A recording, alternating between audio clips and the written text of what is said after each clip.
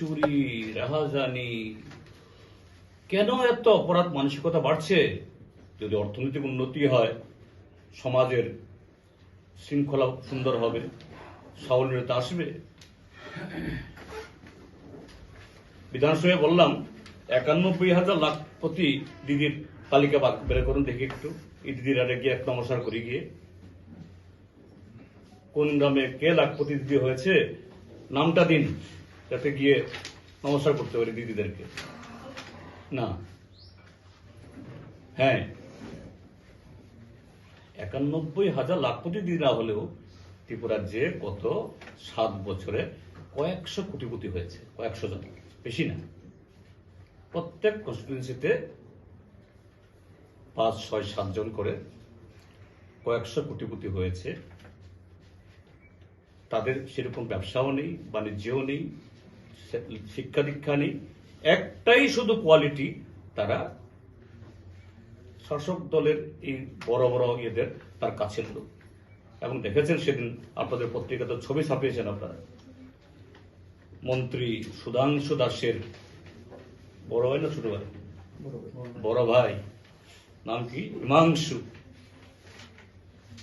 এই মন্ত্রী বাহাদুরের আপনাদের ক্যামেরাতেই, আপনাদের ইয়েতে আছে।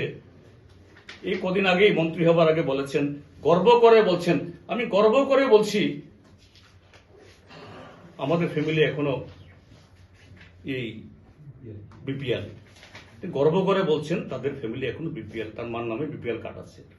তাহলে এই বিপিএল মার ঘরের ছেলে হিমাংশু বাবু মাত্র কয়েক বছরের মধ্যে, ভাই ছোট ভাই মাত্র মন্ত্রী হলেন ২ বছর, বিধায়ক হয়েছেন ৫ বছর, ত্রিপুরার নাকি সর্বোচ্চ করদাতা। আর এই বাপরে বাপ,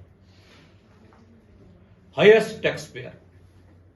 তাকে তো হার্ভার্ড ইউনিভার্সিটি পাঠানো দরকার ইকোনমিক্স পড়ানোর জন্য,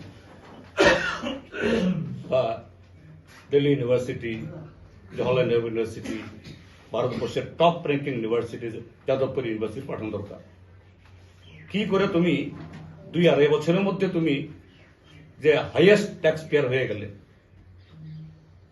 তো এই হলো যে এই ইয়েতে। এবং এই সুধাংশু দাস সম্পর্কে আমি যতদূর জানি, আমি আজকে একটু তথ্য নিচ্ছিলাম, তিনি হওয়ার আগে, মন্ত্রী হওয়ার আগে ভাই জগন্নাথপুর টি এস্টেটের কর্মচারী ছিলেন, চা বাগানের সাধারণ কর্মচারী, এবং আগরতলাতে শান্তি মিষ্টান্ন ভান্ডারেও কাজ করে গেছেন। সুখ শান্তি, সুখও আছে লোকে না, ঠিক আছে, তো সুখ তো করতেছে এখন। আর তিনি এই মন্ত্রী, ভাই মন্ত্রী হতে না হতেই হাইয়েস্ট ট্যাক্স।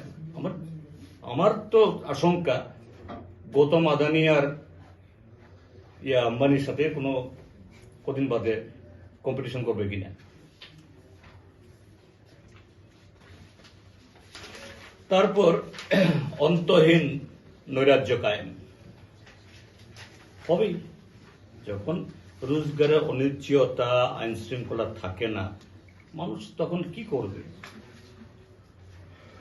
তখন এদিক সেদিক যাবে। কাজে এই ত্রিপুরার যে মানব পাচার, মাদকদ্রব্যের ব্যবহার, অপহরণ, চুরি, ছিনতাই, এগুলি বাড়ার পেছনে এই কারণ, এই কারণেই। আমি সেই জন্য বলছি যে এই ২ বছর প্রতিশ্রুতি খেলাপ, অপশাসন, দুর্নীতি এবং নৈরাজ্যের মহাকুম্ভ, এই যে ঘটনা, এখানে ট্রিপল ইঞ্জিনের আইপিএফটি তো বলা লাভ নেই। আইপিএফটি যিনি একজন আছেন, তিনি কতটুকু আইপিএফটি আছেন জানি না, তার চেয়ে বেশি হলো বিজেপি সে।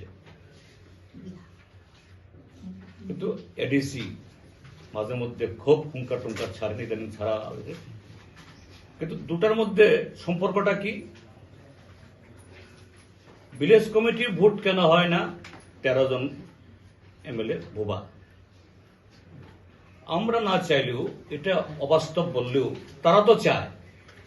গ্রেটার ত্রিপুরা ল্যান্ড নিয়েও বোবা।